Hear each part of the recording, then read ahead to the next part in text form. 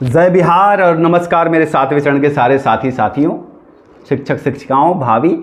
आप सब में से बहुत सारे साथियों का लगातार एक सवाल तो ये रहता है कि क्या बीएड को प्राइमरी शिक्षक की भर्ती में आश्रय दिया जाएगा, स्थान दिया जाएगा। ये एक सवाल बहुत सारे बीएड के साथियों का था। और इसके बाद एक सवाल जिसके लिए मैंने आपको कहा था कि मैं आपको थोड़ी पुष्टि होने के बाद बताऊंगा क्या प्रक्रिया और लंबित हो जाएगी, सातवें चरण की भर्ती बहुत आगे जाने वाली है, डिले हो गई है, रुक जाएगी।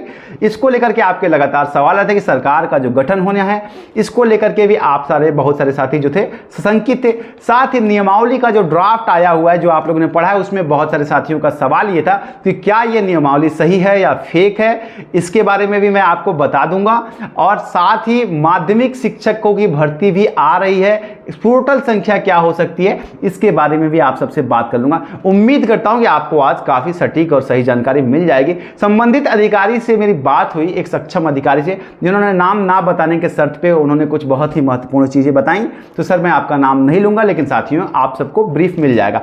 इससे पहले अगर आप चैनल पे नए हैं तो आप चैनल पे सब्सक्राइब करके बेल आइकन इसलिए दबा लीजिए कि आपको ऑथेंटिसिटी मिलती रहेगी और हमें आपका प्यार और सपोर्ट इतना तो आप कर ही सकते हैं। चलिए आते हैं आपके पहले बात पर। सबसे पहली बात कि क्या बीएड को बिहार में सातवें चरण के प्राथमिक शिक्षक भर्ती में आपको स्थान मिलेगा या नहीं मिलेगा, इस पे मैं आपको बिल्कुल क्लियर शब्द में बता रहा हूं कि स्टेट गवर्नमेंट, ऐसा एक मामला जो है वो राजस्थान हाई कोर्ट में आया था और राजस्थान हाई कोर्ट ने यह फैसला दिया कि बीएड वालों को इसमें नहीं रखा जाएगा प्राथमिक शिक्षा में, जिसको लेकर के मामला जो है वो सुप्रीम कोर्ट में चला गया है। और अभी ये मामला सब जुडिस है और सुप्रीम कोर्ट ने अभी तक इसमें कोई फैसला नहीं दिया है। पहली चीज, यही सिमिलर मामला जो है बीएड में है, बीएड वर्सेस बीटीसी का उत्तर प्रदेश के हाई कोर्ट में भी चल रहा है, जिसमें मांग की गई है, जिसमें हाई कोर्ट ने बीएड की रिजल्ट को, टेट के रिजल्ट को रोक दिया है, स्टे कर दिया है। और वहां भी सरकार का जो पक्ष है, ये आप समझिए उत्तर प्रदेश सरकार का ये पक्ष है कि नहीं बीएड को हम लेंगे, शामिल करेंगे अपने यहाँ की प्राइमरी शिक्षकों में।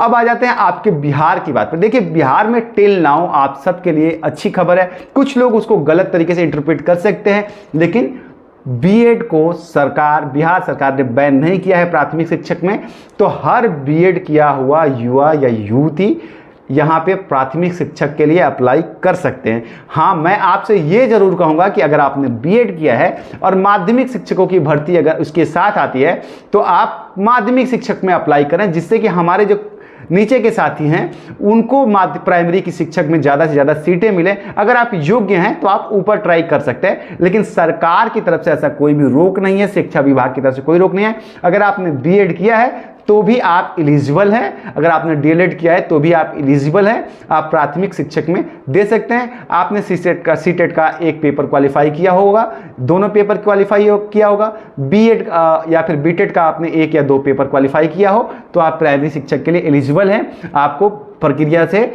में भाग लेने से वंचित नहीं किया जाएगा। ये बिहार सरकार का स्टैंड है। तो ये आपको उम्मीद करता हूं कि ये चीज़ आपका क्लियर हो गया कि बीएड इसमें शामिल होगा या नहीं होगा।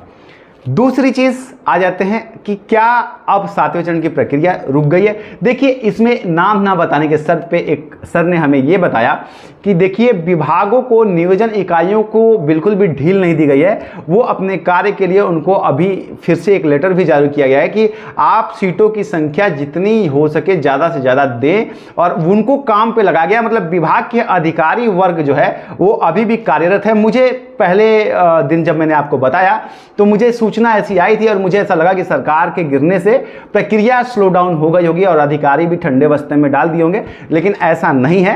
अधिकारी अपने कार्य में पूरी तरह से लगे हुए हैं, सारे सक्षम अधिकारी, और शिक्षा विभाग के जो अधिकारी हैं वो सचिवालय के अंडर में पूरा कार्य कर रहे हैं। नियमावली से लेकर, हाँ नियमावली को लेकर के आगे बात कर लेते हैं। तो इसलिए मैं आपको यह बता सकता हूं कि प्रक्रिया आपकी नहीं रोकी गई है। नियोजन इकाइयों को लगातार सीटों की संख्या और सारी चीज़ों की डेटा बना करके उन्हें भेज देना है, इस बात को कंफर्म किया गया है और इस पे कार्य चल रहा है, आपका काम नहीं रुका है। और एक और यक्ष प्रश्न जिसका जवाब लास्ट में दूंगा कि कब आ सकता है, क्या आपको देखने को कब मिलेगा, शिक्षा भर्ती कब आपको देखने को मिलेगी, इसको लेकर के आप अगर मुख्यमंत्री उप मुख्यमंत्री का स्टेटमेंट देखें, मुख्यमंत्री जी ने, उप मुख्यमंत्री हमारे तेजस्वी जी ने यह भी कह दिया कि देखिए हम मुख्यमंत्री रहते तब हमने कहा था कि 10 लाख नौकरियों का वादा हमने किया था, अगर हम मुख्यमंत्री बन जाते तो। इस बात के कई सारे मायने हैं कि उनकी भी मजबूरियां हो सकती हैं, वो ये कह सकते हैं कि हम पूर्णतः जो है अपने पावर में नहीं है, इसलिए हम पूर्णतः इस्तेमाल नहीं कर सकते। और अपने मुख्यमंत्री जी का तो क्या ही कहना है, वो तो उनकी बातों का तो कोई मतलब ही नहीं बच गया है, क्योंकि वो खुद देखिए कि कितनी बार उन्होंने ट्वीट किया, कितनी बार उन्होंने खुद कहा कि हम भर्ती दे रहे हैं, जुलाई में ख़त्म कर लेंगे, ऐसा वैसा। तो ये सारी चीज़ें, लेकिन कुल मिला जुलाकर मेरी सूचना के हिसाब से ये भर्ती सितंबर तक आपके लेकर के जाएगी। और इसमें एक फैक्टर ये हो सकता है कि आपको माध्यमिक और प्राथमिक दोनों की भर्तियां एक साथ देखने को मिल सकती हैं, जिसमें लगभग 2-2.5 लाख सीटें आपको देखने को मिल जाएंगी। और इसमें फायदा ये हो जाएगा कि आप लोगों के लिए सीटें बच जाएंगी। क्या होता है कि अगर प्राथमिक की आएगी तो फिर बीएड वाले भी उसमें आ जाएंगे, आप लोग भी आ जाएंगे, सारे वर्ग उसी में इकट्ठे हो जाएंगे। फिर माध्यमिक की आएगी तो फिर बीएड वाले उधर चले जाएंगे और यहाँ की सीटें फिर से खाली रह जाएंगी। तो ये एक चीज़ है जो अगर माध्यमिक की आती है, अगर थोड़ा सा देर करने से तो ठीक है। हालांकि मुझे लगता है कि ये एक गलत बात है।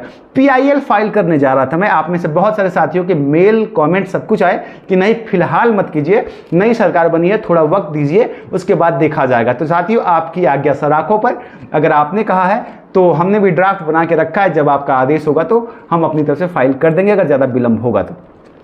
नियमावली का जो पेपर घूम रहा है, जिसको लेकर के आप सबके लगातार सवाल आ रहे हैं कि क्या नियमावली जो है वो वही रहेगी या बदलेगी, या नियमावली वो सही है या फेक है। देखिए नियमावली वो सही है, उसमें कोई भी फेक नहीं है, लेकिन अब ये यही रहेगी या नहीं रहेगी, अब ये नई सरकार बनने के बाद डिसाइड होगी। क्योंकि जब भी कोई नए मंत्री, शिक्षा मंत्री आती है, नई सरकार आते हैं, नए अधिकारी आते हैं, तो पॉलिसीज अपने हिसाब से मेंटेन करते हैं, अर्हता, एलिजिबिलिटी, ये सब कुछ वो अपने हिसाब से देखते हैं। उनको अगर कुछ सही लगता है तो उसमें ऐड ऑन करते हैं, कुछ उन्हें लगता है कि नहीं कुछ गलत है तो उसको वो निकलवाते हैं।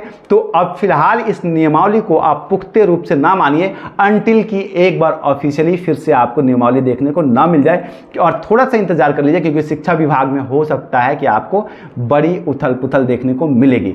इन सब बातों के बीच में एक चीज शाश्वत है और अच्छी, और आपको थोड़ा सा उम्मीद और रिलैक्स देने की सिर्फ एक ही बात है कि अधिकारी अभी भी इस काम में लगे हुए हैं और बहुत ही कड़े तौर पे वो अपने तरफ से प्रयास कर रहे हैं। क्योंकि मुझे एक सूचना ऐसी भी मिली है कि उन्हें भी एक तरह से संकेत दिया गया है कि आप अपना काम करते रहिए, आपको अपना काम नहीं रोकना है। तो ये एक अच्छी बात है जिससे कि आपको थोड़ा सा राहत मिल सकती है। लेकिन कुल मिलाकर अगर ये बिहार है और बिहार में सरकार नहीं बचती तो हम और आपका क्या वजूद है। यहाँ तो मुख्यमंत्री रातों रात बदल जाते हैं और लोग बदल जाते हैं। चलिए उम्मीद करता हूँ मेरे द्वारा दी हुई जानकारी से आपको कुछ तो राहत मिली होगी। मिलता हूँ अगले अपडेट के साथ। चैनल पर नए हैं सब्सक्राइब कर लीजिएगा। मिलता हूँ, प्रणाम, जय बिहार।